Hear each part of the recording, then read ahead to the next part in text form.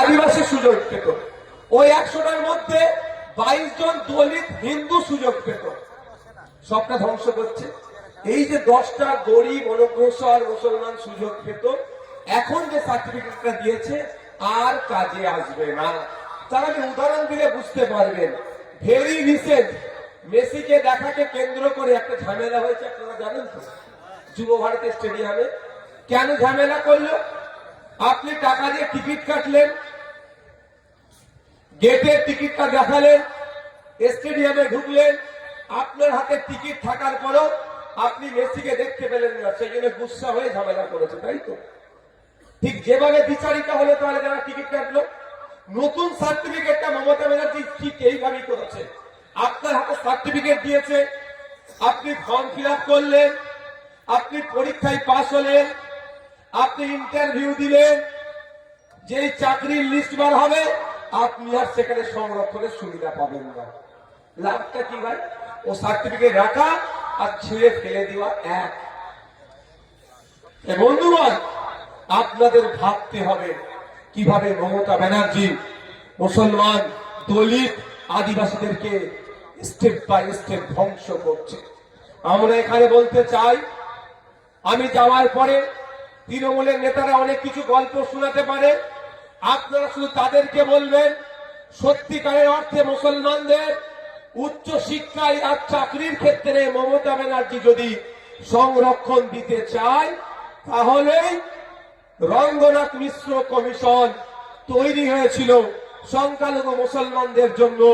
উচ্চ শিক্ষা এবং চাকরির ক্ষেত্রে যে 10% সংরক্ষণের কথা বলেছে সেটা বাস্তবায়ন করা হোক, তাহলে মুসলমানরা, অনগ্রসর মুসলমানরা সমাজের মূল স্রোতে ফিরে আসবে। আর না হলে যত দিন যাবে আরো পিছিয়ে যেতে থাকবে। যত দল আছে সেই দলের নেতাদেরকে ডাকুক। যে এই অবস্থা পশ্চিমবাংলা অল্পটি মিটিং হয়, যখন জানেন যে কাশ্মীরে বিস্ফোরণ ঘটিয়েছিল, যখন আমাদের বাংলার মানুষ, বাংলারও ছিল, যখন খুন করলো, দেশে তো জটিল পরিস্থিতি, মোদিজি প্রধানমন্ত্রী হিসাবে অল পার্টি মিটিং ডেকেছিল। দেখা যায় যে কি হবে, এর থেকে উতরাবো কি করে। তখন রাহুল গান্ধীজি কি বলেছিল? অল আউট খেলুন, আমরা এর বিরোধিতা করব না। তো আমাদেরকেও ডাকবে, নওশাদ সিদ্দিকীকে ডাকবে, আইএসএফ কে ডাকবে, সিপিএম, কংগ্রেস, বিজেপি যা আছে দল, যত রাজনৈতিক দল আছে ডাকবে মমতা ব্যানার্জি আজ চিফ মিনিস্টার। যে এই অবস্থা, যে এই উদ্বেগজনক অবস্থা থেকে পরিত্রাণ বাংলার মানুষ পাবে কিভাবে, আমরা এই ব্যবস্থা নিতে যাচ্ছি, আপনারা সাথ দেবেন। ওই ডাকাতে, ওই মমতা ব্যানার্জির টেবিলে কেউ থাকুক আর তাই নাই থাকুক, ডাকে সারা দিয়ে কেউ যাক আর নাই যাক, খামচিহ্ন পক্ষ থেকে নওশাদ সিদ্দিকীকে বাংলার মানুষের জন্য বলবো ঠিক আছে। কিন্তু করছে পেরেশান কারা হচ্ছে? সংখ্যাগরিষ্ঠ মুসলমান, দলিত, আদিবাসী, এরা পেরেশান হচ্ছে। মমতা ব্যানার্জি কর্ণপাত করবে না, ও মুসলমান, দলিত, আদিবাসী হোগে যাক। আর একটা কথা বলছি, বিধানসভা থেকে নিন্দা প্রস্তাব পাস করানো যায়। কেমন?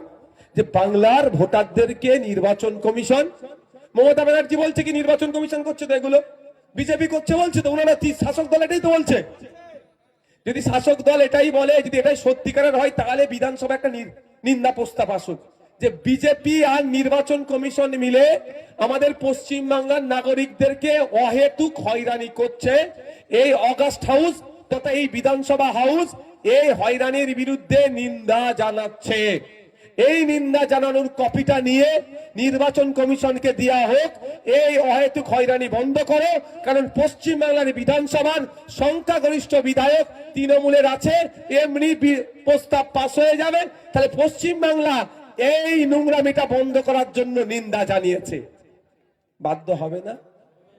এটা কি করেছে? এই যে আমি পয়েন্টে পয়েন্টে কথা বলি, ওনাদের জয়েন্টে জয়েন্টে ব্যথা লেগে যায়। এতদিন কিন্তু এটা কেউ বলেনি, কেউ বলেনি, আর বলবেও না। সাপ হয়ে কামড়াবে, রোজা হয়ে ঝাড়বে। তা বলে কি আমি বিজেপির ভালো বলছি? নষ্টের মূল্যে তো ওই নষ্টের মূলে তো শুভেন্দু অধিকারীদের যে বস দিল্লিতে আছে তারা, ওরা তো নষ্টের মূল। আর ওরাই তো সব থেকে, কিন্তু ওকে জায়গাটা কে করে দিচ্ছে, প্ল্যাটফর্মটা কে তৈরি করে দিচ্ছে? মমতা ব্যানার্জি।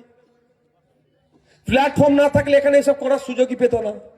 70,000 অফিসার আপনি না দিলে এসআইআরই হতো না, 250 কোটি টাকা মতো না দিলে এসআইআরই হতো না, এত তাহলে আমি ঝামেলায় পড়তাম না, তাই না? তো প্ল্যাটফর্মটা আপনি রেডি করে দিলেন, তড়িঘড়ি প্রায় 90,000 অফিসার দিয়ে দিলেন।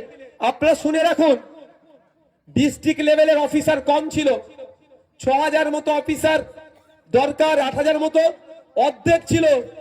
যুদ্ধকালীন তৎপরতায় মুখ্য সচিব ভার্চুয়াল মিটিং এ বসলো, সমস্ত রাজ্যের ডিএমদের সাথে ইমিডিয়েট যে যে শূন্য পদগুলো আছে পূরণ করো, এসআইআর করো, আর এই মুসলমান দলিত আদিবাসীদেরকে বিপদে ফেলো। এটা আমি যুক্ত করলাম, দলিত আদিবাসী মুসলমানদের বিপদে ফেলে, এটা আমি যুক্ত করলাম কথাটা। ওই পদে লোক কম ছিল, ওই জন্য উনি তাড়াতাড়ি ভার্চুয়াল মিটিং করে পদে লোক ঢুকাও, এসআইআর করতে হবে। আর একটা কথা বলছি, রাজ্য সরকার সুপ্রিম কোর্টে মামলা করবে, আর নিন্দা প্রস্তাবের কপিটা কি করবে, ওই মামলাতে অ্যাটাচ করে দেবে।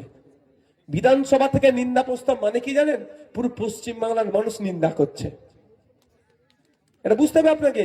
শুধু 214টায় তৃণমূলের এমএলএ নিন্দা করছে না, এটা যাদের সংখ্যা বেশি মানে পুরো পশ্চিম বাংলার সরকার নিন্দা, মানে পুরো পশ্চিম বাংলার মানুষ এটাকে নিন্দা করছে। পুরো পশ্চিম বাংলার মানুষ এই হয়রানিটাকে নিন্দা করছে। যখন সুপ্রিম কোর্টে যাবে, সুপ্রিম কোর্ট কি করবে? ডিসিশন কিছু একটা নেবে তো হয়রানির বিরুদ্ধে, কিন্তু এটা করছে কি? তা না করে আপনাকে আমাকে কি বলছে, চলো বুধায় ব্লক অফিস ঘেরাও করবে, হ্যান করবে, ত্যান করবে। দেখো ভাই, ঘেরাও করতে হবে, প্রয়োজনে ঘেরাও করতে হবে, কিন্তু ঘেরাও করার আগে যাদেরকে দায়িত্ব দিলাম, মাস গেলে তোমার 1,21,000 টাকা পাচ্ছ বিধায়ক হিসাবে মাইনে, এমপি হিসাবে প্রায় 4.5 লাখ টাকার কাছাকাছি পাচ্ছ, 5 বছর তার পরিবারের সমস্ত ট্রিটমেন্ট ফ্রি, বছরে প্রায় 35 বারের মানে বেশি, ফ্লাইটে আপ ডাউন ফ্রি, বিদ্যুৎ ফ্রি, 2,500 লিটার মনে হচ্ছে প্রতি মাসে পানি ফ্রি। হ্যাঁ হ্যাঁ, একদম। এইগুলো যে হচ্ছে, তাহলে লাভটা কি হলো? তাহলে আপনি কি করবেন? আমি বন্ধুগণ একটা কথা বলছি, যে আপনারা একটু সজাগ হন। এই যে এই হয়রানি হচ্ছে, কেন হয়রানি হচ্ছে? ভয় দেখানো হচ্ছে তো। আমি আজকেও বলে যাচ্ছি একটা কথাই, শেষ দিন পর্যন্ত আপনার সাথে নওশাদ সিদ্দিকী থাকবে, অন্য কেউ থাকুক আর নাই তো। আতঙ্কিত হবেন না। আতঙ্কিত হলে আপনি আতঙ্কিত হয়ে গেলেন, এবার বলুন আপনার ফর্ম হিয়ারিংটি কমপ্লিট হয়ে যাবে? হিয়ারিং কমপ্লিট হবে? হিয়ারিং কমপ্লিট হবে না। আতঙ্কিত হলে আপনি বরঞ্চ ভুল পদক্ষেপ নেবেন। আমি আপনাদের বলবো, যদি আপনাদের কোনো সময় মনে হয় ব্লক অফিস ঘেরাও করতে হবে, আমি না বলছি না, কিন্তু অনুরোধ, ব্লক অফিস ঘেরাও করে ব্লকের কোনো একটা গ্রিলের গেট বা দরজা ভাঙতে যাবেন না, ক্ষতি আপনার হবে। 1 নম্বর, আপনি কেস খাবেন। 2 নম্বর কথা হচ্ছে, ওই যে দরজাটা ভাঙবেন, ওই দরজাটা কাদের টাকায় তৈরি? মোদি মমতার ইলেকশন কমিশনের টাকায় তৈরি? আপনার আমার টাকায় তৈরি। তাহলে আপনার আমার টাকায় তৈরি দরজা আমি ভাঙবো কেন? হয়তো আপনি আমি গিয়ে ভেঙে চলে আসলাম, আবার যে রিপেয়ার করতে হবে, আবার আপনার আমার ট্যাক্সের টাকা দিয়ে রিপেয়ার হবে, কেন ভাঙবো আমি? হ্যাঁ, অফিসার ভুল করেছে, যদি মনে হয় অফিসারকে ওর মধ্যে বন্ধ করে রেখে দেবো, মানে খাওয়ার দাওয়ার টাইম টু টাইম দেবো। টয়লেট যেতে হলে দরজা দিয়ে বলে চলো টয়লেট করে আসো, বার হতে দেবো না দরকার লাগলে। হ্যাঁ, যেমন স্টেজ করে বলেছিলাম এসআইআর এর এরকম ফর্ম ফিল আপ করো, ওই ধরনের স্টেজ করে পুরো বিডি অফিস ঘিরে রেখে দেবো প্রয়োজনে, ঠিক আছে? কিন্তু হিংসার পথ আমরা যাবো না, ওতে ক্ষতি আমার হবে, আপনার হবে, রাজনৈতিক কারবারিদের কিচ্ছু ক্ষতি হবে না, ভোটটাকে পার করে নেবে।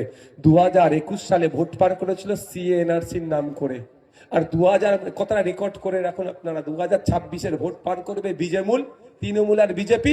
তৃণমূল কি বল, বিজেপি কি বলবে, এটা মুসলমানদের টাইট করছি, ভোটটা আমাদের দে।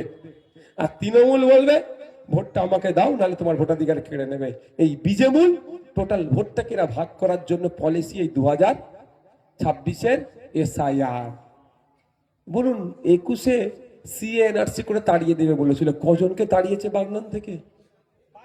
হ্যাঁ, আর তখন কি বলেছিলাম, মোদিজি কেন তার 14 পূর্বপুরুষের ক্ষমতা হবে না কোনো একটা ভারতীয়কে দেশ থেকে তাড়াবার, বলেছিলাম। আর আজকেও আমি বলে যাচ্ছি, কারো ক্ষমতা নাই কোন একটা ভারতীয়র ভোটাধিকার কেড়ে রাখা।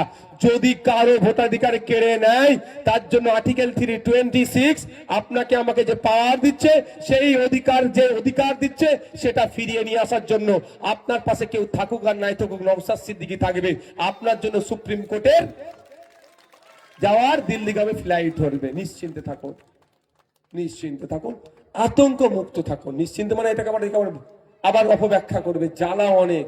আতঙ্কিত হবেন না, আতঙ্ক মুক্ত থাকুন। দেখুন নোটিফিকেশনে 6 নম্বর পয়েন্টে একটা বলা আছে ডকুমেন্টসের, কি স্টেট দাঁড়ান বলছি, 1 মিনিট দাঁড়ান। মানে মমতা ব্যানার্জি কিভাবে আপনাকে আমাকে বোকা বানাচ্ছে, 1 মিনিট দাঁড়ান।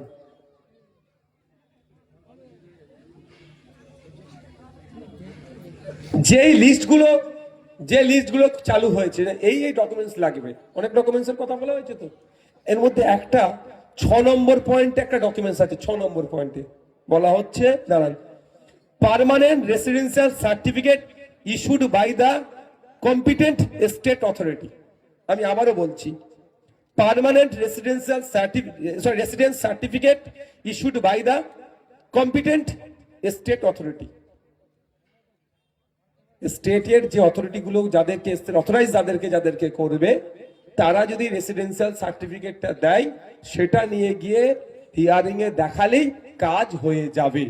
এই যে ডকুমেন্টস গুলো চেয়েছে, এই অনেকে বলছে আমার এই নেই সেই নেই, আমার 13টা নেই।